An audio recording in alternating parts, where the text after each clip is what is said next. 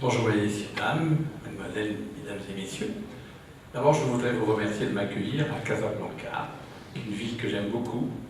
Et ça me fait penser d'ailleurs, quand je l'ai dit à Gial, on dit souvent que les poètes sont des visionnaires et qu'ils prévoient l'avenir et qu'ils sont en avance sur leur temps. Par exemple, Paul Éluard a dit « La Terre est bleue comme une orange ». Eh bien, lorsque les cosmonautes se baladaient au-dessus dans le cosmos, ils voyaient la Terre bleue. Mais tous les poètes n'ont pas toujours raison. En particulier Jacques Prévert. Jacques Prévert, qui est un grand poète, a dit une chose, il a parlé du bonheur, il a dit « Je reconnais le bonheur au bruit qu'il fait en partant ». Mais il a tout à fait tort. Parce que moi, je viens de temps en temps à Casa, et depuis hier ou avant-hier où je suis venu, je n'ai pas envie de partir. Donc, je vais vous présenter l'inbound marketing au quotidien, mais selon une nouvelle approche qui m'a permis pendant 3 ans d'améliorer ma réflexion sur l'inbound marketing. Il y a 3 ans, j'avais écrit un bouquin qui s'appelait Inbound marketing selon la stratégie du Sherpa, qui est une première approche conceptuelle. Et là, vous allez voir apparaître une approche plus complète. Donc, je commence par... Ah, j'ai raté la première... Voilà. Donc, l'inbound marketing, et il était une fois l'inbound marketing. Ce qui est important, comme l'a dit Sun Tzu, qui est très souvent utilisé, celui qui n'a pas d'objectif ne risque pas de les atteindre. Si vous êtes convaincu, j'espère à la fin de mon speech, de la valeur de l'inbound marketing, déjà en marketing, selon moi, vous aurez un certain nombre d'objectifs et vous aurez une ligne et vous aurez une voie. Alors, cette voie, comment la mettre en œuvre? Eh bien, il faut avoir, selon moi, en pensée, cette phrase « Comment faire venir à soi les clients au lieu d'aller les chercher ?»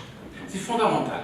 Nous sommes dans une voie sociétale aujourd'hui où ce marketing, comme on dit, push, est particulièrement, je dirais, énervant en ce sens qu'on pousse les produits, on essaie de faire des promotions, il y a toujours moins 20%, moins 10%, moins 5%. Et je trouve que ce qui est intéressant dans cette société, même des milléniums, c'est qu'on est dans une perspective du partage. Et si on est dans une perspective du partage, il faut susciter l'envie des prospects d'aller vers vous, au lieu de les harceler par un certain nombre d'arguments. Le pire des choses, justement, c'est cette, je l'ai parlé encore de Prévert, cet argumentaire à la Prévert, c'est-à-dire quand les gens dans les magasins, n'importe où, vous donnent une série d'arguments, alors qu'ils en oublient une chose essentielle, comment faire venir à soi les clients, où l'émotion va avoir un rôle très important à jouer. Dans cet esprit-là, il y a ce phénomène que j'estime aujourd'hui fondamental dans les entreprises. Il faut imaginer que pendant les 30 glorieuses, comme on disait en France, c'est-à-dire des années 45 jusqu'aux années, on va dire 75 ou même un peu plus 80, il y avait un manque de produits, il y avait un manque de prestations, et donc vous aviez un produit, vous le vendez. C'était fantastique. Il y a eu 30 années où les entreprises, j'allais dire presque, se sont gavées. Et puis tout d'un coup, ça s'est arrêté. Ça s'est arrêté parce qu'il y a eu une surabondance de produits, une surabondance de prestations, et pour réussir, c'est comme ça qu'est le challenge, c'est pour ça qu'il y a les startups qui réussissent et qui deviennent parfois des licornes. C'est désormais par l'offre que l'on suscite la demande et non l'inverse. Ah, c'est plus difficile. Mais qu'il faut imaginer de nouvelles offres, des offres auxquelles on n'a pas pensé. Vous savez, Apple, par exemple, c'est le premier qui a fait l'écriture tactile. Personne ne l'avait fait avant. Et là, je ne veux pas insister aujourd'hui, je suis un peu opposé aux sociétés d'études, je ne sais pas s'il y a des sociétés d'études, parce que les sociétés d'études qui photographient le présent ou le passé n'apportent rien. Je vous encourage à tester des nouveaux produits, à tester des innovations, et ensuite à les valider. Mais arrêtez de faire des études qui enrichissent les sociétés d'études pour uniquement regarder dans le rétroviseur. Donc, cette voie-là, c'est déjà un objectif. Qu'est-ce que je dois faire d'innovant pour que cette offre réponde à une demande? Eh bien, j'espère peut-être vous apporter quelques voies de réflexion. Pour cela, je vous propose 7 étapes. Alors, dans mon premier bouquin, j'en avais donné 6. Et donc, c'est l'inbound marketing. C'est-à-dire qu'au début, vous voyez le verbe attirer, puis séduire, puis convertir, sans oublier permettre. C'est-à-dire que ça vient de quelqu'un qui est connu aux États-Unis, qui s'appelle Seth Godin, qui a écrit un très bon bouquin qui s'appelait The Permission Marketing. N'envoyez de messages qu'à ceux qui vous en ont donné la permission et qui l'ont désiré. Ah, ça change tout! Au lieu de vous harceler de mailing, de marketing direct, vous devez recevoir aussi des appels téléphoniques, vous vous interdisez de rechercher le client. Ah, c'est pas évident. Il faut qu'il vienne à vous, et c'est grâce à ce verbe permettre. Alors ensuite, il faut quand même signer un jour le contrat, conclure, il faut fidéliser ou suivre, et aujourd'hui, je ne sais pas comment ça se passe au Maroc, mais en France, c'est vraiment une grande voie. Non pas de dire, dans l'analyse transactionnelle, moi je sais, vous ne savez pas, et je vais vous apprendre, du père comme au fils, mais de co-construire une stratégie. C'est-à-dire qu'au lieu d'aller dans une vision unilatérale de celui qui sait à celui qui ne sait pas, on agit ensemble, et cette co-construction permet des innovations. Donc je vous invite, dans votre structure d'organisation interne avec vos clients, de ne pas aller dans le sens comme le client qui dit « Bon, ben, montrez-moi ce que vous savez faire, et puis je vais choisir. » Non, nous allons agir ensemble. C'est cette notion de partage et de communauté collaborative. Alors, dans cet esprit-là, je vous propose, c'est là l'objet de mon actuel bouquin, 4 cultures. J'ai essayé d'être synthétique.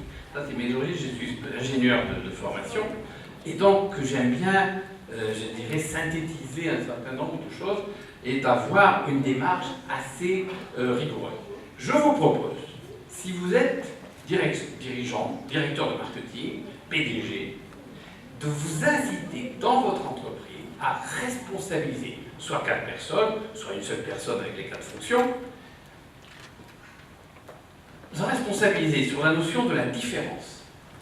La différence, comme on va voir, c'est vraiment l'ardente obligation d'une entreprise. Si vous n'êtes pas différent, vous n'êtes pas. C'est-à-dire sans différence, point de salut. C'est pas évident, parce que ce que je vais essayer de vous montrer, ce n'est pas important d'être le meilleur. C'est tellement difficile d'être le meilleur. Il faut le développement, il faut réagir sur les coûts, il faut pousser les commerciaux à en faire 3 fois plus. Il faut être différent, parce que si vous êtes différent, c'est pas, je dirais, obligatoire d'être le meilleur, tout simplement parce que vous allez être unique. Et ça, c'est la voie à suivre. La deuxième chose, je l'ai intitulée obsession client. Je dirais que c'est un peu la tarte à la crème, mais c'est d'avoir une notion très approfondie de ce qu'est votre client. Sur le plan rationnel, sur le plan émotionnel, sur le plan de la localisation, sur le plan de ses désirs, sur le plan de ses besoins, et il faut que quelqu'un soit responsable de ça, de cette approche comportementale. Ensuite, la stratégie digitale. Alors là, vous avez entendu Gian en parler. Aujourd'hui, évidemment, hors la stratégie digitale non plus, point de salut. Aujourd'hui, c'est plus qu'un outil, c'est même un comportement d'une entreprise. Et le brand content, parce que c'est un mot un peu anglais, c'est le contenu de la marque. Sans contenu de marque, vous n'arrivez pas à séduire, vous n'arrivez pas à attirer, et le contenu de la marque, c'est ça qui est intéressant, doit exprimer votre différence. Alors, selon moi, c'est à vous de le juger, hein, dans le marketing, il n'y a pas de vérité absolue. Si vous adoptez cette responsabilité sur quelle est mon identité de marque par la différence, quels sont tous les critères obsessionnels de la connaissance du client, quelle est l'optimisation de ma stratégie digitale et comment vais-je mettre en œuvre le contenu, les contenus de ma marque, je pense que votre entreprise aura du succès parce que vous aurez une stratégie cohérente, créative et différente. Alors, on va rentrer, si vous le voulez bien, dans ces 4 contenus, dans ces 4 cultures. Alors d'abord, la différence, ou comment passer de l'indifférence à la différence. Ben oui, mesdames et messieurs, j'avais un jour un client qui est venu me voir, un prospect, comme on dit.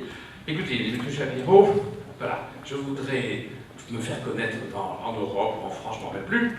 Alors il m'a dit, en fait j'ai pas d'argent, j'ai pas d'argent, j'ai pas d'argent, j'ai pas d'argent. Vous n'avez qu'à vous changer de cravate. C'est-à-dire que si vous n'arrivez pas à créer cette différence, eh bien vous n'arriverez pas à être vu et à être reconnu. Alors comment créer cette différence? Alors d'abord, vous connaissez pas, il y avait ce grand gourou qui, dans les années 1945, par là, a imaginé la pyramide des besoins, ce fameux Maslow. Donc la pyramide des besoins était très intéressante, parce qu'il montrait quelle est la progression des besoins. Au départ, il y a les besoins physiologiques, il faut dormir, boire, manger. Ensuite, il y a les besoins de sécurité. Ensuite, les gens veulent avoir des besoins d'appartenance. Quel est le monde dans lequel il appartient, quelle est la famille, quel est le club. Ensuite, des besoins d'estime. Tout d'un coup, quand on a atteint tous ces besoins, on veut se reconnaître, pour terminer par un besoin de s'accomplir. Et on arrive justement à cette fameuse valorisation. Mais ça, c'est bien joli. Ça, c'est les périodes des 30 glorieuses. Mais aujourd'hui, comme je me suis permis de vous le dire, l'offre précède la demande. Comment arriver à offrir un certain nombre de produits à des gens dont on ne connaît pas les besoins? Eh bien, permettez-moi de vous suggérer d'adopter une autre pyramide, qui est la pyramide de Chapiron. C'est mon égo surdimensionné qui parle. Il faut bien se faire connaître, il y a un problème d'existence. Et peut-être, pardon, de valorisation personnelle, voilà. En disant peut-être dans quelques années, quand vous serez au-delà ou pas, on se rappellera peut-être et on critiquera cette pyramide. Et donc, quel est pour moi aujourd'hui les thèmes de désir? Parce que pour moi, dans l'inbound marketing, le désir précède le besoin. Alors, comment peut-on imaginer les différents niveaux de désir? Alors, j'en ai imaginé 5, pour la petite histoire, parce que je trouvais que comme Maslow en avait imaginé 5, ça serait pas mal d'en imaginer autant. Bon. Et donc, au départ, on est quand même déjà dans une atmosphère de stratégie digitale. Donc, je dis, vous êtes sur Internet, mais vous ne savez pas que vous allez vendre, vous voulez acheter quelque chose. Alors, il y a d'abord un désir d'inattendu. Oui, on est très sensible quand on arrive sur Internet, sur un site, d'être frappé par l'inattendu. Par exemple, moi, quand je conseille des clients pour faire des sites, il y a toujours une rubrique qui s'appelle « Étonnez-moi ». Et je me suis aperçu que beaucoup de gens cliquent sur « Étonnez-moi » avant de cliquer sur un certain nombre d'autres rubriques. Alors, ce désir d'inattendu permet d'aller sur tel ou tel site, comme on dit, ce désir de sérendipité, c'est très chic, c'est bien l'anglais serendipity, c'est du hasard provoqué. Et ensuite, si vous êtes ému, vous continuez votre chemin pour arriver au désir du partage. Vous voyez une information qui vous semble essentielle, vous la partagez grâce à Internet avec vos collègues, avec qui vous voulez. Et également, là, il y a un désir d'appartenance. Oui, moi, je fais partie de tel milieu. Oui, je veux appartenir à une communauté. Oui, je veux appartenir à un club. Je veux appartenir à une telle famille. Pour finir, c'est vrai, ce désir de valorisation de soi, comme on dit, c'est le désir d'ego valorisé, va vous permettre d'obtenir l'attention de l'internaute. Parce que si vous valorisez son ego, il va se penser à juste titre intelligent, et il va vouloir dialoguer avec vous. C'est tout l'intérêt que dans vos démarches de communication liées à l'inbound, vous recherchez la valorisation de l'ego de votre prospect ou de votre client. Et ça doit être obsessionnel. Ce n'est pas à vous de vous valoriser, c'est de valoriser l'autre. Et dans ce cadre-là, il y a une manière de chercher le positionnement. Alors, je vous propose cette démarche que j'utilise. Alors, j'ai un concurrent qui s'appelle Shan Kim, qui a écrit un livre très bien, qui s'appelle L'Océan Bleu, The Blue Ocean Strategy. Et je suis toujours en phase, en compétition avec lui. Donc il gagne, je perds, je gagne, je gagne, il perd. Mais lui, il a une autre démarche pour trouver ce qu'on appelle l'océan bleu, c'est-à-dire la différence d'une société. Mais en général, Shamkin, lui, c'est aussi intéressant parce que pour trouver son océan bleu, il demande en général de rester 3 mois ou 6 mois dans une entreprise. Bon, c'est intéressant. Moi, je demande une journée en ayant préparé un peu à l'avance, bien sûr, la réflexion. Alors, je voudrais m'arrêter parce que je trouve intéressant ce mapping de positionnement. Qu'est-ce que c'est que le positionnement d'une entreprise? Tout simplement, c'est l'image spécifique et distinctive d'une entreprise ou d'un produit. Il y a deux mots importants. Distinctivité, il faut que ça soit différent, et il faut que ça soit spécifique au métier et à l'entreprise. Comment trouver ce fameux positionnement qui va être l'âme de votre différence? Eh bien, moi je suis parti du principe qu'il n'y a pas à choisir au départ. Au départ, je vous propose 4 positionnements, 4 images. Pourquoi? Tout simplement parce que nous ne sommes pas faits du même bois. Il y a des gens qui sont plus rationnels, d'autres plus émotionnels, d'autres qui estiment qu'il faut être altruiste, d'autres qui estiment qu'il faut parler de son entreprise. Eh bien, au lieu de faire un choix préalable, ne faisons pas de choix et regardons les 4 positionnements. Alors le premier, c'est sur le territoire A, c'est de mettre en avant des arguments rationnels avec la promesse de l'entreprise. Le territoire B, c'est de mettre en avant au contraire le bénéfice d'utilisation de votre produit avec des arguments rationnels. Le troisième, on part dans les documents, dans la partie affective, mettre en avant le bénéfice d'utilisation avec des arguments affectifs. Et le territoire D, c'est de mettre en avant l'entreprise avec des arguments affectifs. Sans aller très loin, je ne vais pas y passer la nuit, je vais vous donner un cas aberrant. Comme ça, vous saisirez bien ces 4 positionnements. Imaginons que Renault ait inventé une nouvelle Clio avec, on va dire, 8 airbags à pare-brise et une calandre en or massif. Ah, pourquoi pas? Si je veux trouver le positionnement, donc un argument, il faut une image distinctive et spécifique. Du territoire A, je dirais tout simplement, achetez la Clio, c'est la seule voiture qui a une calandre en or massif et 8 airbags. J'ai trouvé mon positionnement du territoire A. Mais si je veux aller dans le territoire B, il faut que je vois quel est le bénéfice d'utilisation de cette voiture avec ses atouts. Alors, le bénéfice, c'est une sécurité maximale et un esprit d'avant-gardisme. Pourquoi pas? À ce moment-là, je dirais, acheter la Clio, c'est la seule voiture qui vous garantit une sécurité maximale et un goût d'avant-gardisme. Si je veux aller dans le territoire C, on est dans l'univers affectif. En général, quand on est dans le territoire C, on parle de l'acheteur, on parle de sa personnalité. C'est souvent le cas. C'est-à-dire ici, il dit, si vous achetez la Clio, vous serez le seul à vous prévaloir d'une personnalité d'avant-garde avec un esprit de rigueur et de sécurité. Et si je veux aller dans le territoire D, à ce moment-là, il faut parler du personnel de Renault, en disant, achetez cette Clio, c'est la seule qui présente tel ou tel atout, et dont vous avez l'assurance qu'elle est une voiture extraordinaire parce qu'elle a été construite par des gens hyper expérimentés et particulièrement passionnés de l'automobile. Donc vous voyez qu'avec une offre particulière, vous avez trouvé 4 positionnements. Mais alors quel est le positionnement final? À votre bon cœur, c'est à vous de choisir selon votre tempérament. Ça peut être un des 4, ou alors vous estimez qu'il ne faut pas choisir et que vous utilisez 4 positionnements selon les cibles concernées. Mais avec cette méthode, je vous promets que vous allez enfin trouver un positionnement différenciateur parce que vous êtes entré dans cette recherche de distinctivité et de spécificité. Voilà. Alors, je vous donne un exemple qui pour moi est le plus bel exemple. Parce que quand vous trouvez un positionnement différenciateur, il induit tout un impact, non seulement sur le marketing, non seulement sur la communication, non seulement sur le marketing, non seulement sur les ventes, mais également dans l'organisation interne. Et je me plais à citer cet exemple.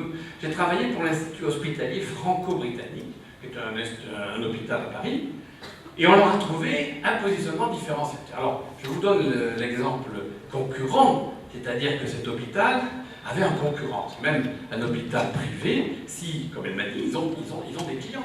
S'ils n'ont pas beaucoup de malades, on leur enlève des subventions. Donc le malade et le client. Eh bien, le concurrent de cet hôpital, c'est l'hôpital Foch à Paris, qui avait comme signature, comme accroche, hôpital Foch, notre vocation, vous soigner. Ben, heureusement. Désolé, on y va d'autres. Eh bien, nous, au lieu d'avoir ce truc lapidaire, enfin banal, j'ai essayé d'aller plus loin.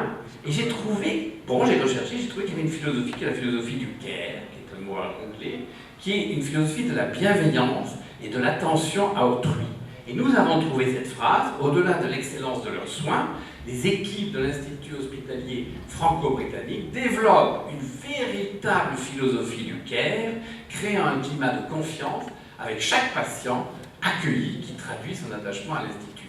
Et donc on a mis l'accent sur cette attention permanente, non pas aux soins particuliers, c'est ce que je leur dis, c'est la moindre des choses, mais au bien-être. Et de ce fait, ça traduit non seulement un nouveau sigle, non seulement une signature au-delà du soin vous comprendre, mais en plus je me flatte. Qu'à Dieu ne plaise, je ne souhaite pas que vous alliez à l'hôpital, à l'Institut pour un étant malade, mais si vous y allez, ils ont décidé, suite à cette communication, que vous n'attendrez pas plus de 2 heures aux urgences. Donc, vous voyez que la communication a induit un comportement différent de tout le personnel. Et alors ça a donné effectivement une revue qui s'appelle Notre hôpital s'engage, pour montrer qu'ils se sont engagés sur justement cette fameuse philosophie du care. Et alors, quand vous voyez même le site, vous voyez, c'est un site d'hôpital. Eh bien, j'ai voulu qu'il y ait des couleurs gays. XPM, référence en management de transition, fait intervenir des dirigeants sélectionnés qui s'impliquent totalement dans la culture de l'entreprise cliente pour réaliser des projets de transformation fondés sur un engagement de résultat et une vision entrepreneuriale.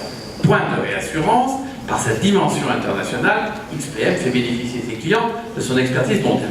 Pourquoi je vous montre cette phrase? Parce que quand vous avez passé une journée avec un certain déroulé pour trouver cette phrase, l'intérêt c'est que vous avez des mots-clés qui vont créer le cadre même de votre communication. Vous voyez ici, il y a écrit des projets de transformation, engagement de résultats, vision entrepreneuriale et expertise mondiale. Et bien, quand on a fait cet effort de chercher ce positionnement, quelle est la conséquence? C'est qu'ensuite, vous avez un tapis rouge pour créer une identité visuelle, rédactionnelle, comportementale, qui soit cohérente. Alors, je vous donne un exemple, je dirais, voilà, on a créé des visuels où chaque thème du positionnement était repris, management de transformation, esprit entrepreneurial, engagement de résultats et expertise mondiale. Et ensuite, on a décliné. Quand vous vous posez souvent dans les entreprises des questions, mais comment je vais rédiger des articles de blog, mais qu'est-ce que je vais dire sur mon site, est-ce que c'est bien écrit? Bullshit! Vous n'avez qu'à suivre la cohérence de votre positionnement différenciateur. Et ça devient une sorte de voie royale de Bible pour avoir une cohérence de texte. Et là, par exemple, nous, pour cette boîte, on a un rédacteur que je surveille, mais on lui oblige de trouver des thématiques liées à ces 4 thématiques. Donc voilà ce que l'on peut faire en termes de positionnement. Alors, j'ai eu le plaisir, avec Gianne, de proposer ce type d'approche à une société marocaine. Et je suis très heureux qu'une énorme société marocaine, un fonds d'investissement très, je pense, assez connu, très important, ont bien voulu agréer. Alors, je vous montre la société. Voilà, c'est Wessal Capital, qui a été tout à fait, je pense, séduit par notre démarche. Et avec Gianne, grâce à un atelier qui a duré une journée, nous avons favorisé un nouveau positionnement. Alors, comme c'est une énorme société qui a beaucoup d'intérêt dans le cadre des capitaux, ils ont des capitaux, je crois, du Qatar, du Koweït, de l'Arabie Saoudite, il a été difficile de s'accorder pour que je puisse vous présenter le positionnement, parce que nous sommes tous, enfin avec Gianne, on est en train d'élaborer l'ensemble de la communication. Et donc je peux simplement vous dire, eu égard à leur desiderata, que nous avons souhaité y intégrer de l'émotion. C'est qu'un fonds d'investissement ne met pas en avant uniquement des arguments rationnels, et que pour réussir et pour être différent, il faut savoir créer l'émotion dans cet univers. Et comme en plus ce fonds d'investissement a un rôle majeur dans, comme vous le voyez, que ce soit à Casablanca ou à Rabat pour faire des marinas, nous avons souhaité qu'ils y introduisent des connotations émotionnelles intenses pour justement le rayonnement du Maroc. Et donc ça, c'est une voie extraordinaire, et en ce moment on est vraiment en train de... la batterie est faible, mais il faudrait... Oui, il faudrait mettre... Ah, mais c'était... Gian, je ne sais pas s'il ne faut pas rajouter un peu de jus pour ça. Oui, un petit peu une manne, parce qu'autrement, tout va s'arrêter. Oui, donc vous voyez, ce que je trouve très intéressant, c'est que, voilà, une entreprise marocaine, enfin une entreprise qui est un fonds d'investissement multinationalité, mais qui a comme mission de faire rayonner le Maroc, eh bien, ont bien voulu agréer notre démarche. Je pense que ça va donner de beaux fruits, et avec Gian, on est en train de mettre en œuvre. Ce qui permet que grâce au positionnement qu'on va trouver, aux signatures que vous verrez bientôt apparaître, où l'émotion est présente, eh bien ça va se décliner avec des vidéos, avec toute une série d'actions, avec cette obsession émotionnelle. Merci, Iman. Alors, quand on arrive à ce niveau-là, il y a une nouvelle réflexion à avoir. Parce que ça, c'est le positionnement d'une société. Mais quand vous avez affaire à des grands groupes, c'est pas tout à fait pareil. Parce que dans les grands groupes, il y a souvent deux niveaux de positionnement. Et par exemple, une démarche que j'aime bien mettre en œuvre, c'est celle où, comme vous le voyez apparaître, il y a une marque mère et des marques filles. Alors, j'ai le plaisir de travailler avec Pierre Fabre, Consumer Healthcare, le dirigeant M. Lefrançois, qui est tout à fait en phase avec cette démarche. Donc vous voyez que, à partir du moment où vous voulez rendre encore plus cohérent votre positionnement, il faut arriver à détacher la marque mère de ces marques filles.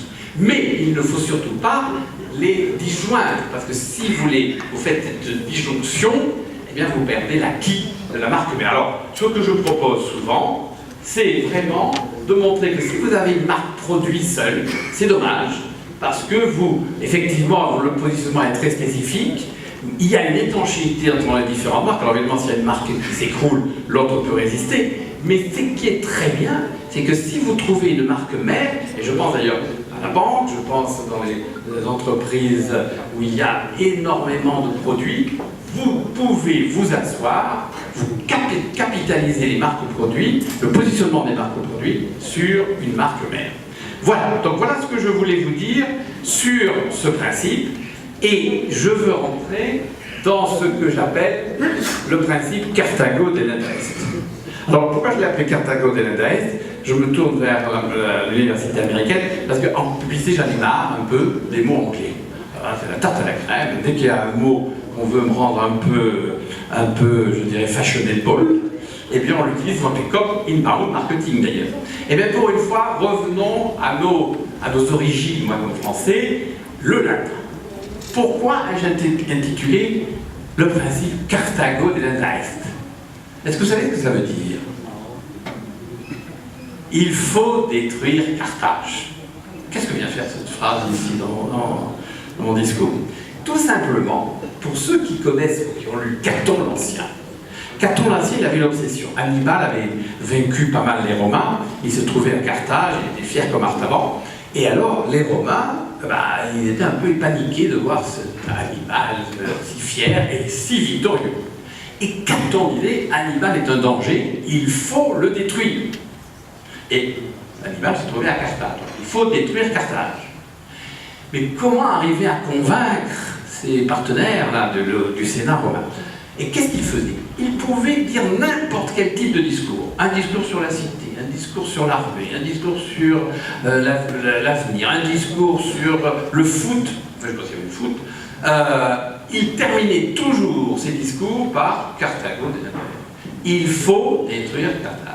Pourquoi je dis ça? Eh bien, quand vous avez à mettre en œuvre du contenu de marque, quand vous allez à mettre en œuvre des discours, des articles, des livres blancs, tout ce que vous voulez, il faut que vous répétiez toujours la même chose sous des regards différents, évidemment avec intelligence, ou du moins de toujours terminer vos propos par une phrase, je dirais, symbolique.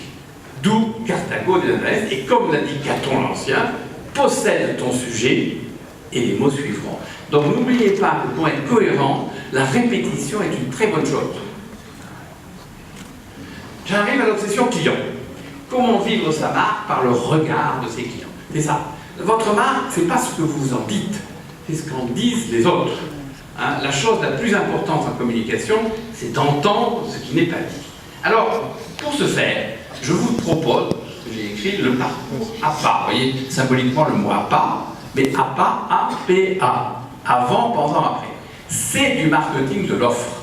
L'offre précède la demande. Eh bien, cette boîte, Dorman, avait une spécialité, le recouvrement de créances. Et alors ils devenaient excellents, très bons, ils arrivaient vraiment à recouvrer les créances, mais ils s'épuisaient parce que d'un point de vue de créativité, bon, c'était toujours le même process, on appelait le débiteur, on le menaçait de procédure, etc. Et alors il m'avait demandé, mais qu'est-ce que je peux faire pour, même, je dirais, rendre mes collaborateurs plus excités qu'ils le sont, puisqu'ils ne vendaient que du recouvrement de créances. Alors c'est ça, le parcours APA. Posez-vous la question. Vous vendez un produit, une prestation. Posez-vous la question, qu'est-ce que fait votre client avant de vous appeler? Qu'est-ce qu'il fait pendant qu'il vous appelle et qu'il vous utilise? Et qu'est-ce qu'il fait après? Eh bien, vous trouvez beaucoup de prestations complémentaires qui vont vous permettre d'élargir votre offre. Cette boîte, par exemple, je leur ai dit, mais ils m'ont dit, avant de recouvrer une créance, c'est-à-dire avant d'aller chercher un débiteur, ils m'avaient dit oui, on essayait de savoir s'il était solvable. On faisait un peu la surveillance de ses comptes. Et bien, j'ai dit, c'est très simple. Vous allez créer un département renseignement commercial, un département gestion du compte client et un département recouvrement créances civiles et créances professionnelles. Et ainsi, cette boîte a vu son offre élargie et a permis d'avoir une prestation, je vais dire 360 degrés, c'est peut-être un peu too much, mais d'avoir une prestation plus globale. Donc, quand vous avez, dans justement cette démarche d'obsession client, demandez justement à vos prospects quel est leur parcours de désir et de besoin pour découvrir peut-être une offre beaucoup plus large. Je ne vais pas y rester longtemps parce que le temps court. Sachez que pour étudier ce qu'on appelle un buyer persona, c'est-à-dire le client idéal qui va vous acheter, il y a 3 points à mon sens qui sont fondamentaux, j'essaie d'être synthétique.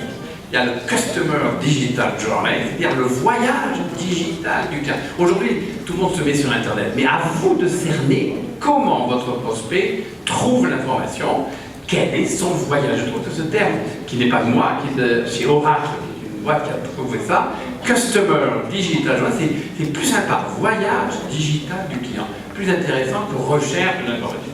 Et puis, mettre l'accent sur le comportement relationnel et émotionnel, et puis, ce qu'on appelle, nous, dans notre langage, les points de douleur, quels sont les freins qui empêchent votre prospect d'acheter chez vous. Et quand vous avez fait vous avez analysé les 3 critères, vous avez une vision de ce qu'on appelle les personas.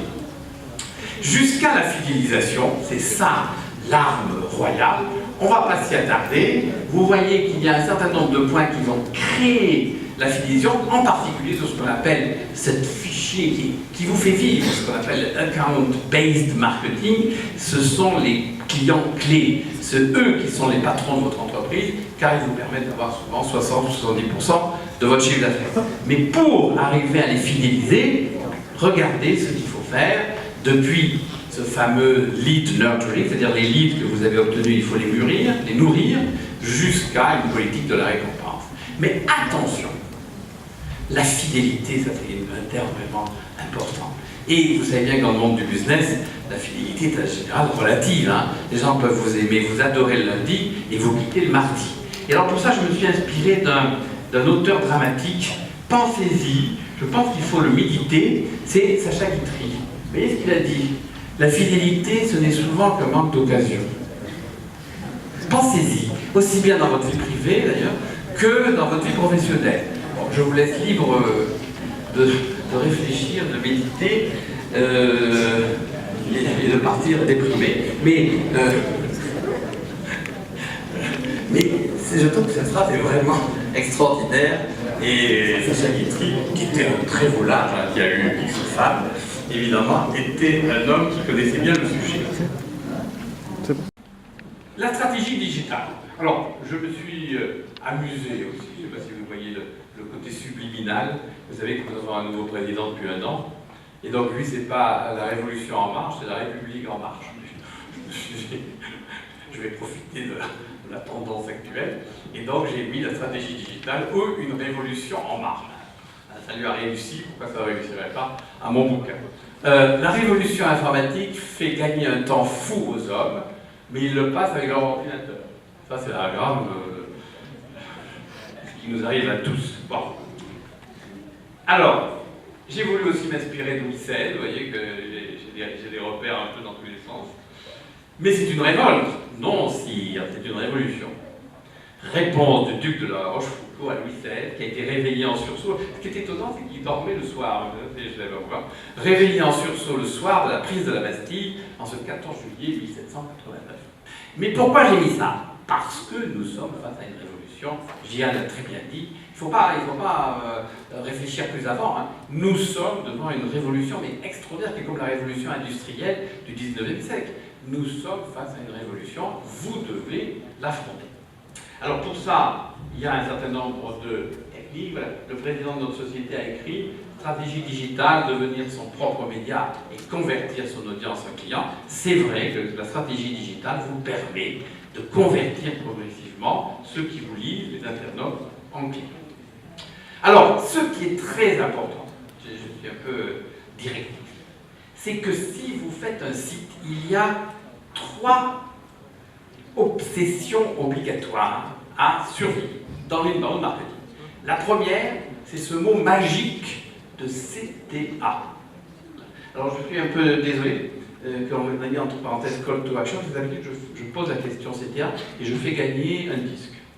Et comme c'est déjà écrit, vous ne gagnez rien, puisque c'est dévoilé. Et donc, vous ne pouvez pas faire un site qui ne dispose pas de CTA.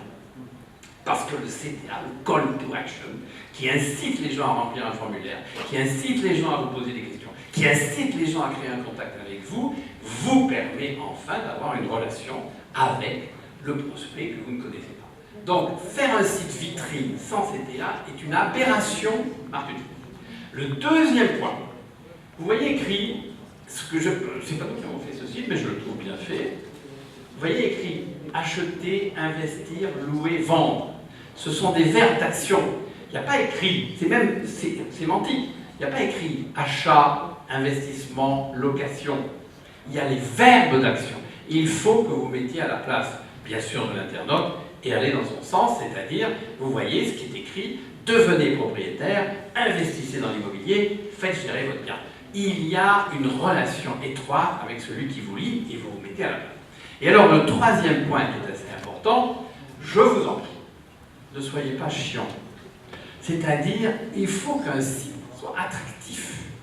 Il faut qu'on ait du plaisir. Ah, le plaisir est un atout fondamental en milieu professionnel. Ah, il y a une phrase que je cite très souvent, il n'est pas nécessaire d'être triste pour faire des choses sérieuses. Je trouve que c'est à méditer, et je trouve que quelle que soit la vague, moi j'en ai écouté des discours de PDG qui réunissent leur personnel et qui soliloquent dans leur moi profond, si vous êtes ennuyant, quelle que soit la valeur de votre discours, il n'est pas écouté. Donc c'est le plaisir doit être un élément clé de votre réflexion quand vous créez un outil médiatique.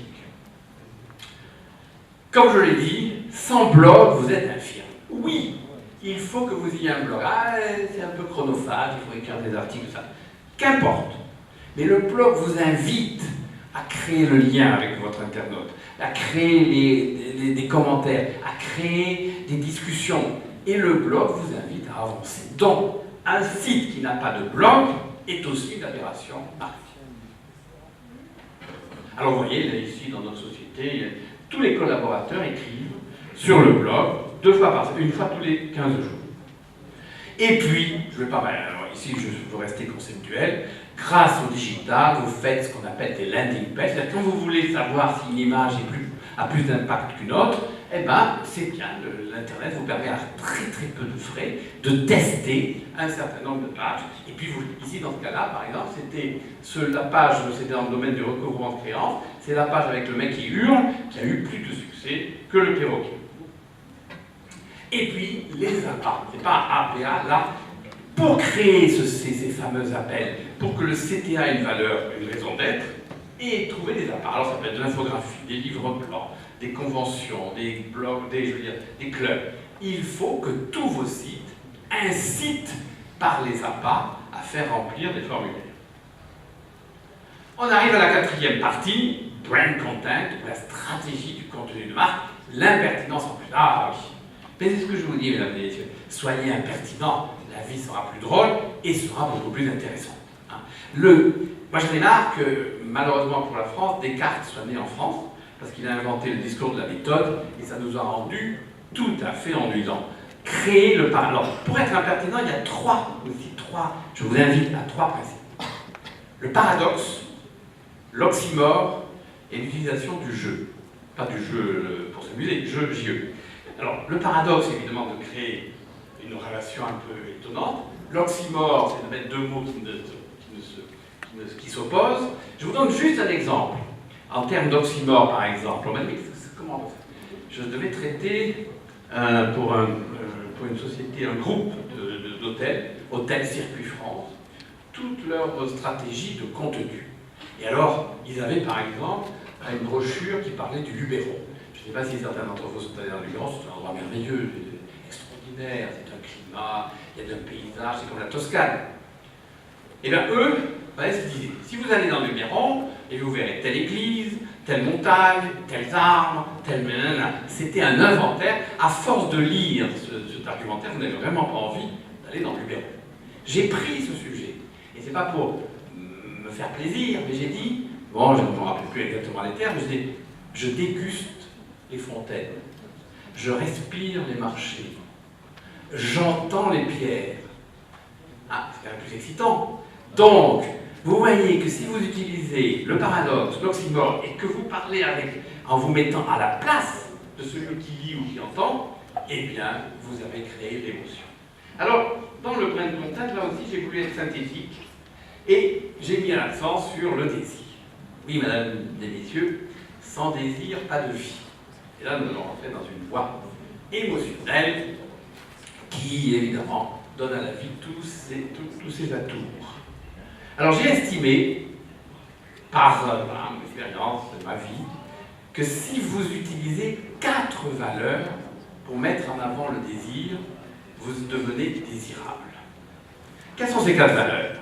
Je vous invite à pratiquer l'humour, à créer l'intrigue, les verbes ont leur importance, à provoquer l'inattendu et à susciter la séduction. Et bien, mesdames et messieurs, je ne suis pas là pour faire une analyse psychologique ni être votre psychologue en comportement, mais si vous adoptiez, me semble-t-il, ces 4 valeurs, non seulement professionnellement vous réussirez, mais même dans votre vie privée. L'humour, l'intrigue, l'inattendu et la séduction. Quel programme! Et alors, je vais vous montrer quelques exemples où justement ces valeurs du désir ont permis la création de campagnes différentes. Cette voie, bon, pourquoi 7? Bon, d'abord le chiffre est assez magique, mais bon, je me suis arrêté à 7. Mais je vais vous suggérer 7 voies d'émotion et d'impertinence. Alors, le flow song, ça vient des États-Unis, je trouve ça très bien. Flow song, il y a 2 mots qui sont accordés, qui sont associés. Flow, qui veut dire défaut, et song, qui vient du mot awesome, merveilleux, formidable. Eh bien, par exemple, Burger King a dit « Chez nous, devenez un client chiant ».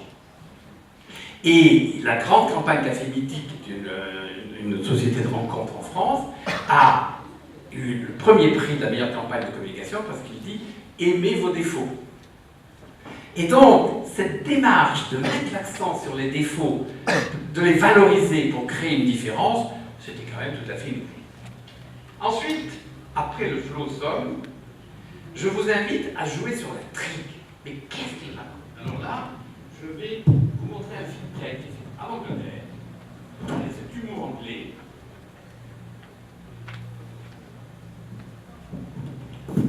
Non. Non, ça ne marche pas.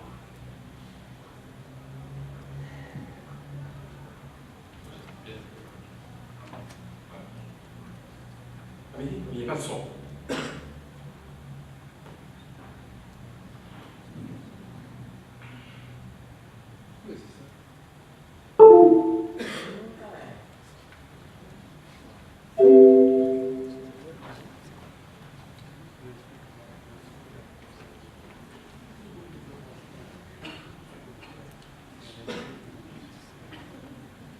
lecture de la vidéo est en...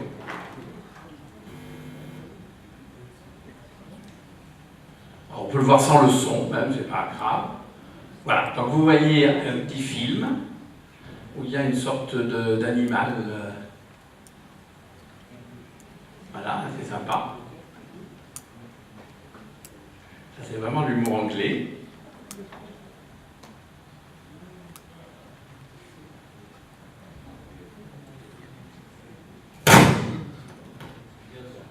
Ah. Et regardez la phrase de la chute. Offrez-vous un cadeau que vous ne regrettez pas. Donc, c'est ça que je trouve, c'est Canal+.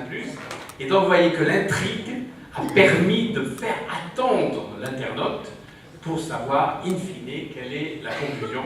Rendez-vous sur Canal+. Ensuite, le troisième que j'ai adoré, c'est l'incompréhension. Il y a à Paris une manifestation qui s'appelle les Nuits Blanches. Et voilà quelle a été toute la campagne à Paris sur les Nuits Blanches. Vous ne trouvez pas qu'il y a quelques fautes d'orthographe? C'est merveilleux, mais tout le monde comprend. Tout le monde. Et ça a permis une différence, alors qu'ils se sont amusés à mettre les lettres dans tous les sens. Ensuite, l'impertinence. Ah! Je fais pas mal de conférences, et alors je vais souvent dans un certain nombre d'hôtels. Bon, les hôtels, souvent en général, ils vous accueillent très bien, mais toujours il y a cette passion de du rationnel et de la linéarité. Mais arrêtez d'être prévisible.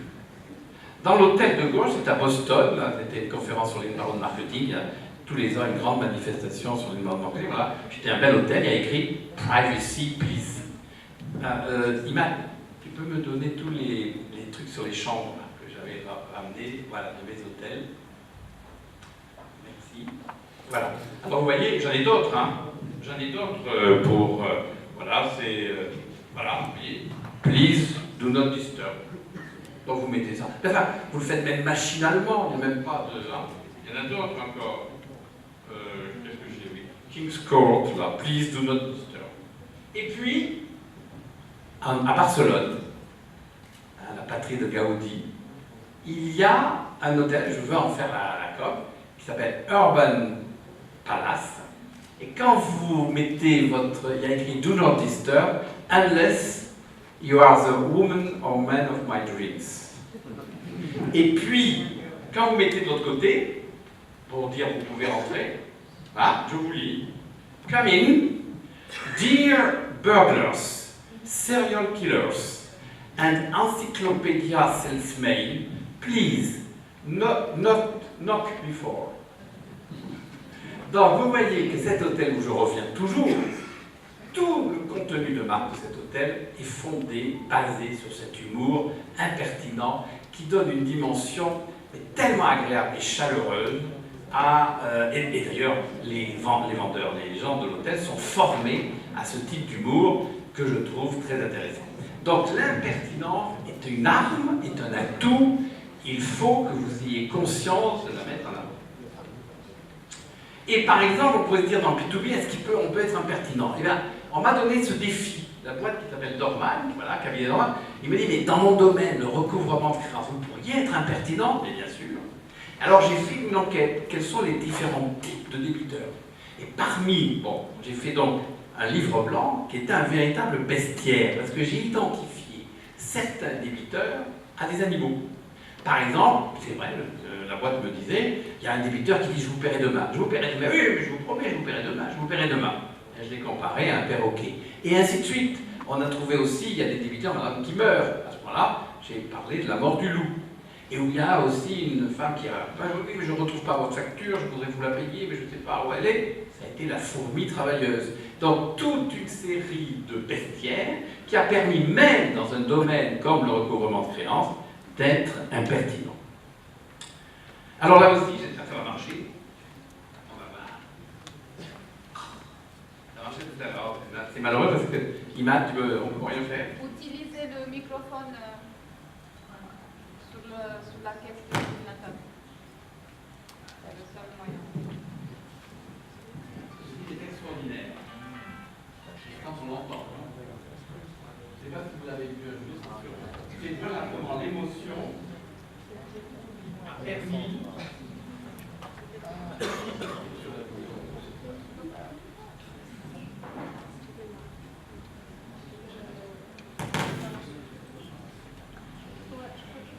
Et voilà la technique peut aider. Bon, mais tant pis. C'est un très joli film. C'est pourquoi je le montre. Parce que ça vend des produits normalement d'Intermarché, qui est un grand magasin succursaliste. Et on ne voit pas un seul produit. On voit une relation amoureuse entre une caissière et un acheteur. Mais ça vous plonge dans l'univers d'Intermarché et ça vous plonge d'une manière, voilà. Et ce film a eu le grand prix de la meilleure campagne de communication pour les produits de biens de consommation.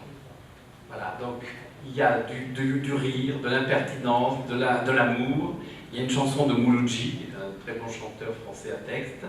Et voilà, et donc il y a ce rapport, je dirais, un peu subliminal entre la caissière et l'acheteur. Donc voilà comment on arrive à jouer une télé-réalité émouvante. Et puis la peur. La peur est aussi une démarche qui fait réagir. Et j'ai trouvé cette campagne vraiment intéressante, où même on peut être impertinent dans la peur. Vous voyez une campagne de la sécurité routière, vous avez juste oublié un clignotant, il est juste un peu mort. Et celle de droite, vous rouliez juste un peu vite, vous l'avez juste un peu tué. Et donc je trouve ça, pour parler de la sécurité, c'est une manière très intéressante, qui à la fois fait réagir, mais qui ne crée pas la rupture. Et enfin, l'absurde, oui. Alors, vous savez que moi j'aime bien Duchamp, qui fait des urinoirs inversés, etc. Et ben voilà une campagne qui a été faite, et toi tu veux continuer à te péter les cordes vocales parce que tu n'as pas de mise en attente musicale, une manière de parler différente pour une boîte, une start-up qui a commencé à faire des applications de téléphonie professionnelle. Mesdames et messieurs, j'en ai terminé sur les 4 cultures et je veux vous inviter à dire ce que a écrit Héraclite. Rien n'est permanent sauf le changement. Et nous avons à affronter le changement en permanence. Et il ne faut pas le faire à reculons, mais j'estime qu'il faut le faire avec optimisme, humour et décision. Et comment? En partageant et en sortant du cadre. Je vous invite à imaginer toujours dans le cadre de l'innovation, effectivement l'innovation produit, l'innovation organisationnelle, l'innovation en communication, l'innovation dans la manière de décrire, la manière de dire et la manière de transmettre des messages. Et cette innovation qui crée, grâce à l'inbound marketing, pour moi un marketing éthique, c'est-à-dire comment faire venir à soi les clients au lieu d'aller les chercher, donne toute sa valeur au marketing, à ce marketing. Et j'allais dire dans la première phrase de mon livre, c'est l'inbound marketing n'est pas une nouvelle technique de marketing, c'est pour moi un nouvel art de vivre professionnel. Et ce nouvel art de vivre nous amène naturellement à la notion de bonheur. Et c'est vrai que j'en ai parlé au début. J'ai dit le bonheur, je reconnais le bonheur au bruit qu'il fait en partant. Mais il y a quand même des poètes ou des écrivains qui ont tout à fait raison. On ne va pas rester à ceux qui, à mon sens, avaient tort. En particulier, il y a Oscar Wilde. Et Oscar Wilde a une phrase que je trouve magnifique, extraordinaire. Il dit « Le bonheur n'est pas forcément une gare où l'on arrive, c'est avant tout une certaine façon de voyager. » Alors, mesdemoiselles, mesdames et messieurs, ce soir, permettez-moi de vous souhaiter bon voyage.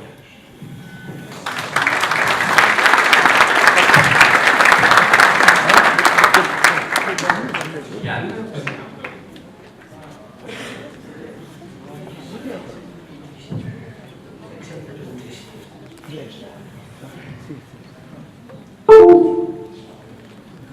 Assalamu alaikum. Well, first of all, I'd like to thank you for being here.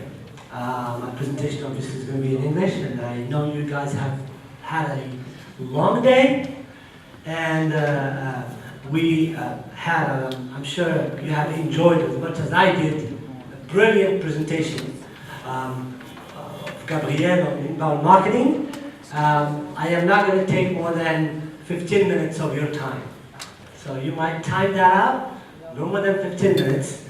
My objective would be to put an extra perspective from a sales perspective on inbound marketing. Because I believe that inbound marketing, brilliantly explained by Gabriel in his books, and I am really honored to be today around the concept of inbound marketing. But to me, I want to take a whole new approach to that. And that is from a perspective of planned communication versus unplanned communication. I know here a lot of business owners, CEOs, people who are very much linked to the business world understand that communication is extremely important to get people to come to you. But then is also very much the problem of executing the strategy. And that we either have the people who would execute and help customers have a wonderful customer experience. Most of the time, it's problematic. So my point, and without being too heavy on you, would be around few points that I'd like to share with you. Point number one, and in my 15 years of training, particularly in sales, it has been it has been noticed that indeed it is extremely important to attract customers to us. More importantly so, thank you, more importantly so than just trying to market to them, push products, try to trap them to come to us. I absolutely agree with that philosophy, and that is, I believe, what inbound marketing helps us to do, a philosophy, right? That is planned. A philosophy that starts from inside out. We call it solution selling, we call it relationship building. That's just the first step. The second one is convince. And I would really pay attention to these three elements when we try to convince people. And this is something that has been brought by so many authors today, including Schultz that I mentioned here, and Dewar.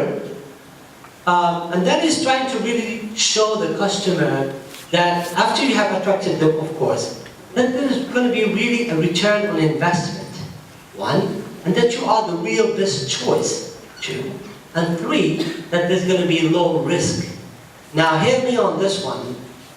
You cannot deliver that message unless your people are really the first buyers of that message. If your employees don't like the boss, if their employees, they don't like the company they work for, if they don't like your strategies, if they hate to come to work, forget about all the strategies of communication. It's not going to work. Fact, I don't need facts. You guys judge on that, and I leave it to you. You're a business, some of you are running businesses, you understand that. Alright? And third, today, people, and I finish on this note, because I know you guys are tired, it has been a long day. But here is the thing. Third, customers today, be it B2C or B2B, they need someone who will be there for them. Alright? So we're looking for partners more than anything else. And again, and I underline, partners. You cannot partner as a company with your customers unless your people truly believe that their purpose is to truly help the customers. And it's not a marketing thing. It's way more than marketing. It's very personal. Thank you very much.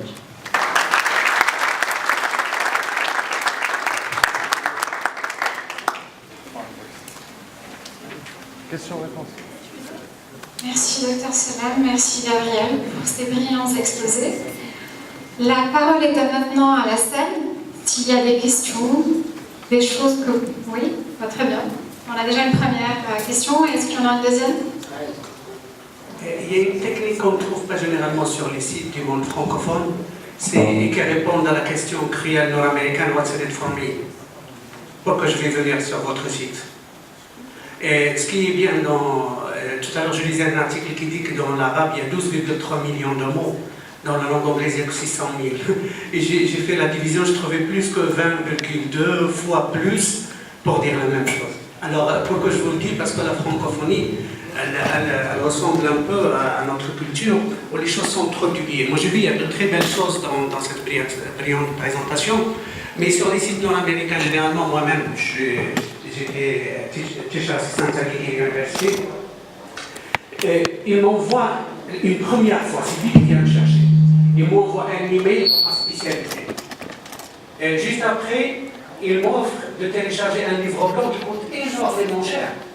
Je m'en vais sur son site. Il me demande comment mon adresse email, quitte à ce que ce soit ABC, à Gmail, c'est-à-dire il ne peut pas même pas retracer. Mais il a des moyens en background pour savoir quelle ville au Maroc, etc., comme ce que fait Facebook. Et une fois que je suis sur le site, j'ai donné l'email, il y a un pont qui se construit qui est inoxydable pour toute la vie. Et c'est ça ma question justement. Pourquoi il n'y a pas beaucoup de sites qui répondent d'abord à What's in it for me, et après je viens chez vous, et après il y aura un va-et-vient toute la vie. Alors, vous posez d'ailleurs la question fondamentale des limites même de l'inbound marketing.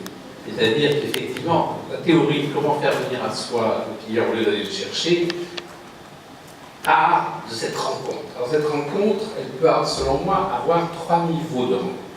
La première, je l'ai dit avec ce mot que j'aime bien, qui est un peu snob, sérendipité. Vous cherchez par un mot-clé une information, et donc vous pouvez y arriver par hasard. La deuxième, il y a toutes les techniques de mots-clés, très Google et c'est pour ça qu'ils font des fortunes, parce que vous pouvez lister des mots-clés qui vont attirer le persona vis-à-vis de votre besoin. C'est-à-dire que, par exemple, vous cherchez un hôtel, effectivement, si vous achetez le mot hôtel, ça vous coûte une fortune, parce qu'il y a des millions d'hôtels. Et si vous dites hôtel à Casablanca, près de la Corniche, eh ben, vous êtes en première page de Google. Donc, cette deuxième méthode, qui est une méthode quantitative, qui demande une connaissance, bien sûr, du monde de AdWords, comme on dit. La troisième méthode, c'est au niveau du texte, du contenu. C'est aussi un peu technique, c'est-à-dire que vous pouvez, par le texte, utiliser, je ne veux pas rentrer dans la technique, le SEO, c'est-à-dire des techniques de référencement naturel, qui vont faire en sorte que dans le texte que vous avez écrit sur votre site, dans votre blog, les gens qui cherchent une information vont la trouver parce que vous êtes sur la première page de Google. Tout ça, c'est la technique. Il y a des gens très forts qui font ça très bien. Et puis, je laisse pour la fin la quatrième chose, c'est de ne pas utiliser l'inbound marketing. Je me fais là un peu violence. C'est d'utiliser l'outbound marketing, c'est-à-dire des techniques qui ne sont pas des techniques entrantes, des techniques sortantes. Et effectivement, si vous arrivez à disposer d'un fichier, vous recherchez 25 000 raisons, vous envoyez des emails, vous faites une démarche de outbound, mais je ne suis pas du tout moi opposé à ça, parce que ça permet de raccourcir le temps. L'inbound a ce défaut qu'il faut du temps pour se créer une communauté. Alors moi, mon avis, c'est de faire les deux, et de le faire de manière intelligente. Ok, moi ce que j'ajouterais, c'est le refund, vous avez noté le refund, c'est un concept extraordinaire, What's in it for me, et ça va aussi dans la ressource humaine que dans le client.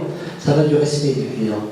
Si le client se pose cette question, What's in it for me, il n'y a pas de réponse, c'est qu'il n'y a pas de respect de la part de l'entreprise. Et ça fout le débat marketing tout faux, donc on parle d'un marketing qui n'est plus là. Le vrai marketing, on est là pour résoudre le problème des clients avec des solutions bien adaptées. Et voilà, donc on les attire à travers le inbound marketing, c'est très bien, mais aussi il faut qu'il y ait une valeur vraiment honnête dans tout le processus. Compléter, moi je dirais qu'on est dans des univers qui sont hybrides. Il n'y a pas que l'inbound, il y a effectivement l'outbound, mais les deux se complètent. Ce n'est pas forcément, on n'est pas à 100% sur de l'inbound, mais on peut effectivement aller vers le client, aller le chercher, aller le présenter. Parce qu'aujourd'hui, tout le monde n'est pas sur le digital. Donc c'est complémentaire. Et l'idée, comme a dit Gabriel, c'est de doser les deux et de savoir bien les utiliser intelligemment. Voilà. Question ?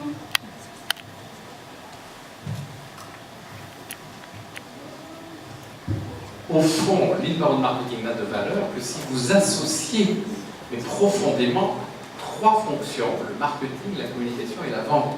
Alors c'est à vous de trouver cette alchimie où la vente s'approprie l'inbound marketing selon leurs critères, le marketing et la communication. C'est pour ça que c'est une révolution l'inbound marketing, parce que c'est un autre comportement, aussi bien au niveau des vendeurs, aussi bien au niveau du marketeur que de la communication. D'ailleurs, là, il y a une exposition sur le social selling à l'heure actuelle pour justement apporter à ces trois univers les méthodes pour intégrer des modes marketing. Et la meilleure méthode, c'est de les associer. C'est-à-dire que dans une réunion, vous faites ce que je fais, on met autour de la réunion le vendeur, le marketeur et l'homme de communication, la femme de communication. Mais c'est pas évident. C'est vraiment pas évident. Mais parce que c'est pour ça qu'on parle de MQL, de SQL, Marketing Sales Qualified Sales, Marketing et Sales Qualified Lead, c'est là, le Marketing Qualified Lead, c'est-à-dire que lorsqu'on arrive au niveau marketing à trouver des prospects pertinents, à quel moment ils doivent aboutir à la vente et comment doivent-ils aboutir à la vente. Alors là, vous avez toute l'histoire des tableaux de bord, toute l'histoire des fameux des critères de performance, mais vous posez le problème essentiel de cette réunion, de cette synergie entre le vendeur, le marketeur et l'homme de communication. Non, mais absolument, je suis tout à fait d'accord, c'est brillamment exposé, c'est excellent.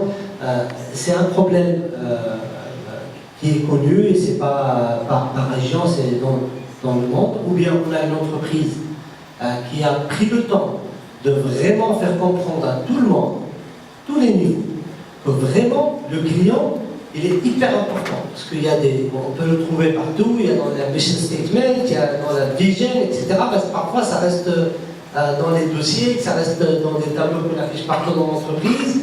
Mais réellement, lorsqu'on exécute sur le terrain, est-ce que le vendeur vraiment adhère à cette philosophie de vraiment vouloir résoudre le problème du client ou non? Maintenant, c'est le travail qu'il faut se faire. Comme on est en train de changer dans le monde de communication l'importance de ne pas essayer de pousser la communication et d'une manière agressive vers le client, on essaie de faire la même chose par rapport à la vente et faire comprendre au vendeur qu'il ne faut pas pousser la vente vers le client, plutôt d'être là, à son service, à le comprendre et faire en sorte à devenir un vrai partenaire. Pas parce qu'on veut vendre, pas parce qu'on veut faire de l'argent, mais surtout parce que c'est pourquoi on existe. Vous verrez, dans un de mes propos, je dis souvent, le vendeur de chasseur doit devenir gibier. Absolument.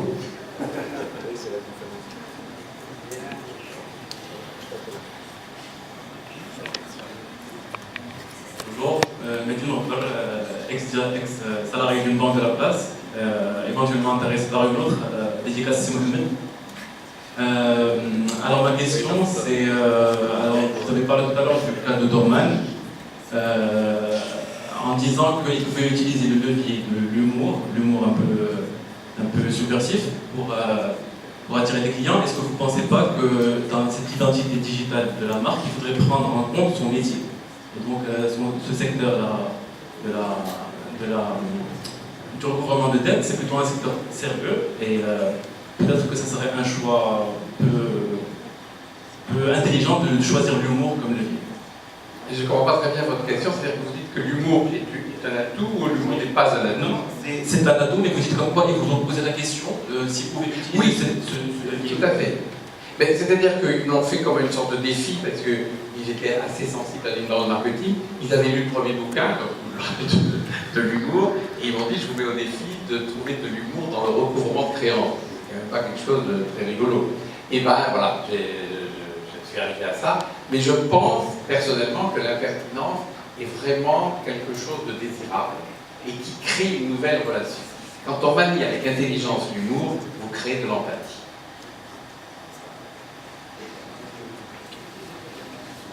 Merci. Mais M. Scribin, il n'a pas écouté la dédicace. J'ai suis ex-salarié de Laurent, je viens de répondre. J'ai fait semblant.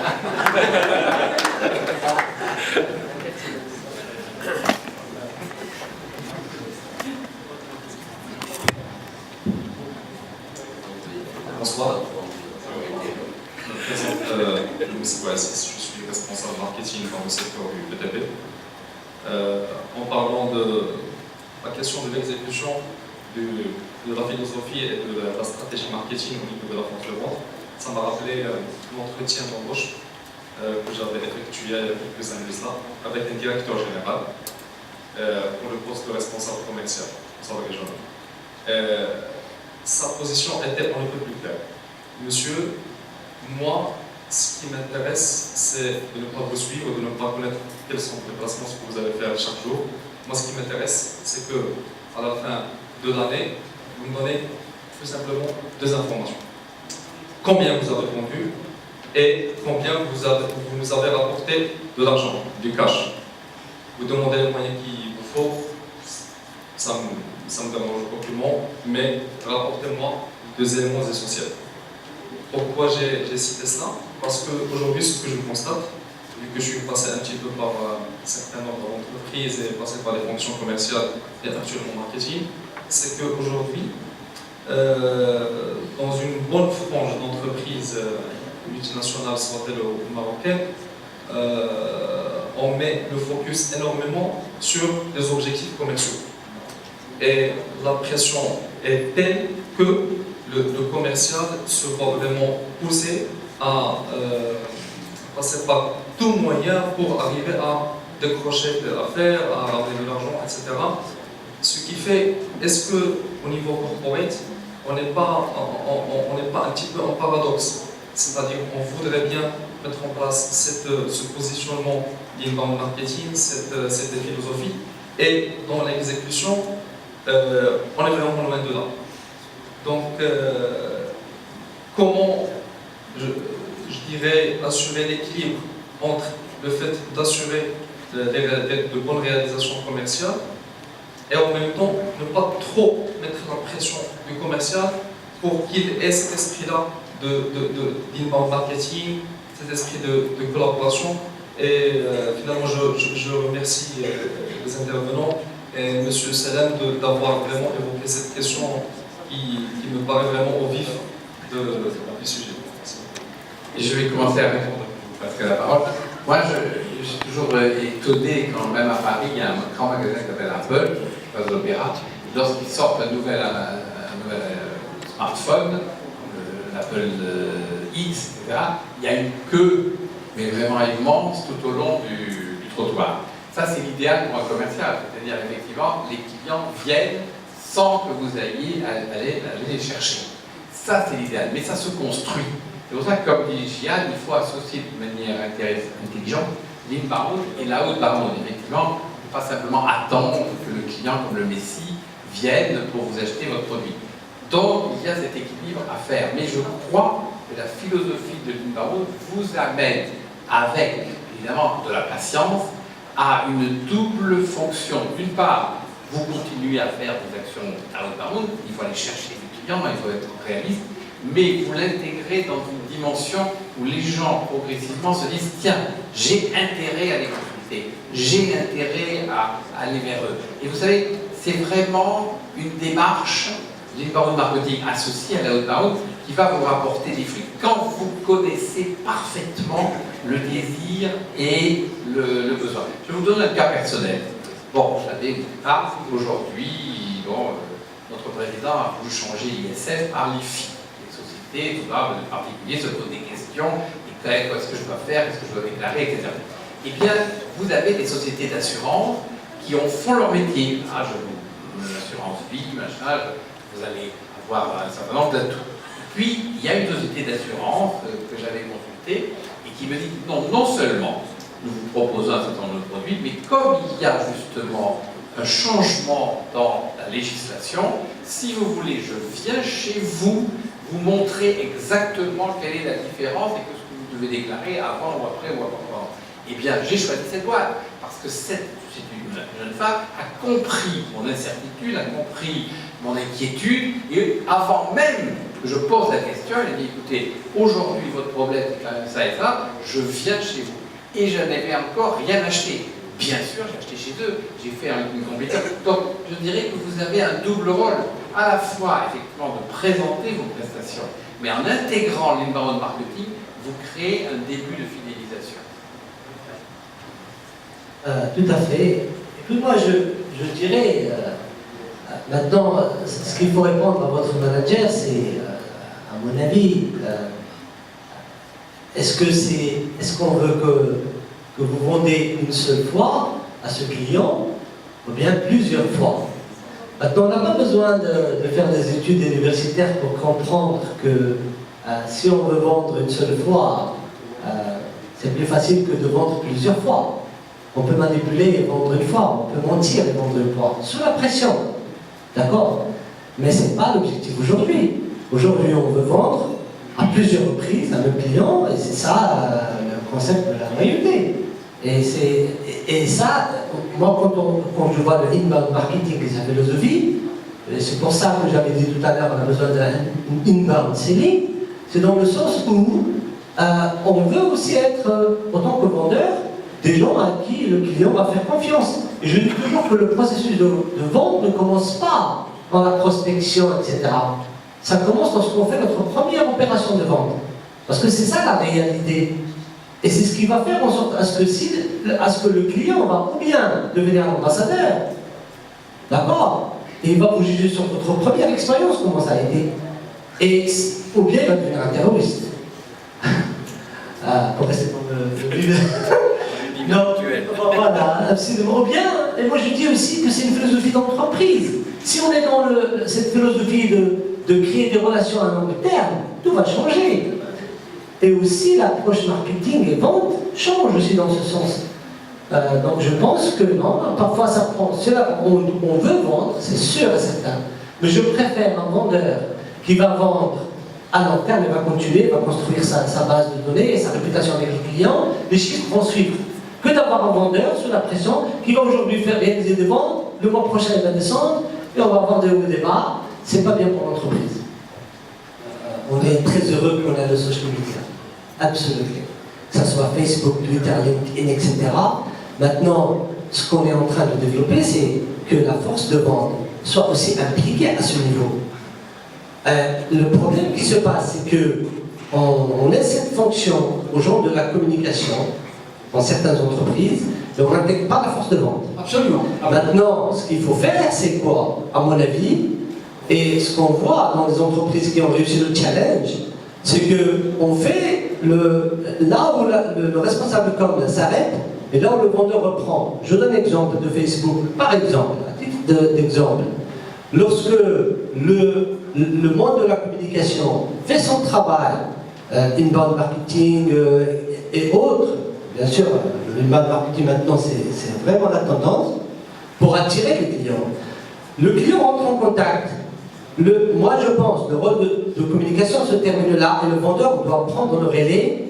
Si le message tombe sur Facebook, c'est le commercial qui commence à construire le premier pas, qui est connect. Et c'est là qu'il chope le client, déjà en utilisant la social media.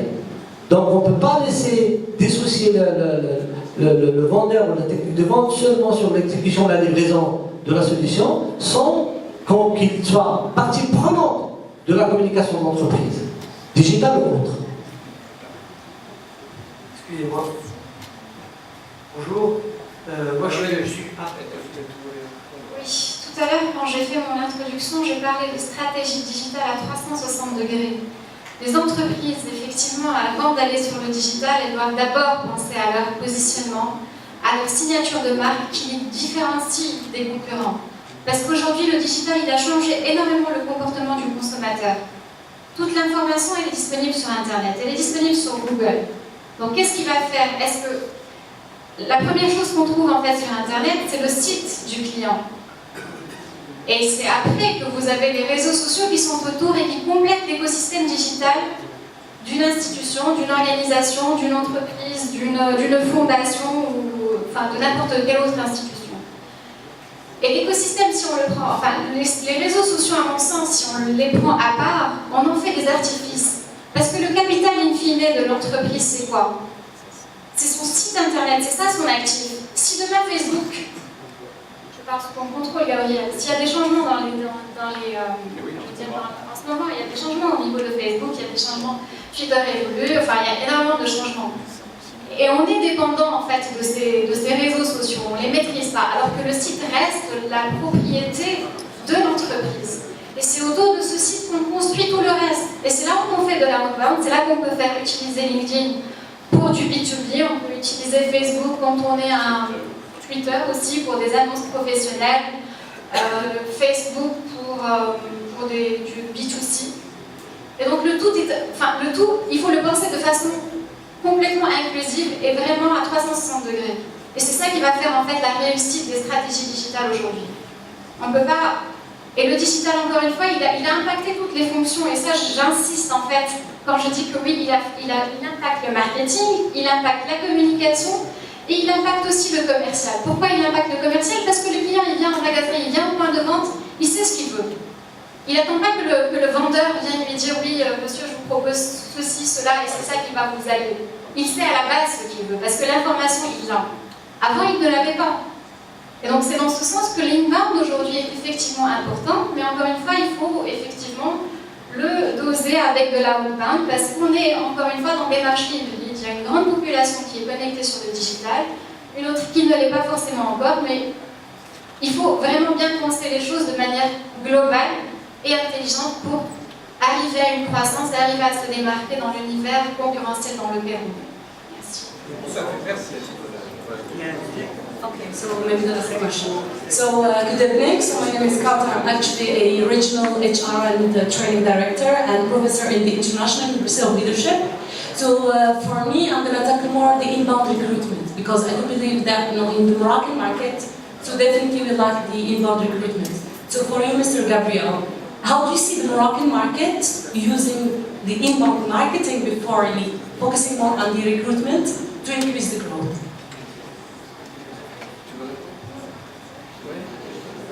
En fait, au même titre qu'on travaille le positionnement de la marque et cette signature, on travaille aussi la marque employeur, qui fait en fait adhérer, voilà, qui fait partie du positionnement. Parce que voilà, il y a le positionnement produit, service qu'on vend, mais aussi le positionnement, comment est-ce qu'on va attirer des ressources humaines qualifiées qui correspondent, qui répondent aux valeurs de l'entreprise. Et tout ça se travaille, même titre qu'on travaille la signature de la marque globale. Vous allez dire un mot, parce que je ne peux pas en dire plus, mais avec Gilad, on travaille sur ce budget marocain, sur ce fonds d'investissement extraordinaire, je veux dire, quand on voit tous les projets qu'ils ont en tête et que je vois justement, d'ailleurs je peux dire que l'état-major de ce fonds d'investissement est uniquement marocain, je félicite tous les décideurs marocains d'avoir convaincu les fonds d'investissement du monde qatari, Arabie Saoudite, qui les ont convaincus d'investir au Maroc et avec une direction marocaine. Je trouve que là il y a un art de diplomatie et de l'engagement que j'ai trouvé formidable sous le partage de la royauté. Je trouve que je suis à l'admiration devant ce que vous pouvez amener comme justement investissement.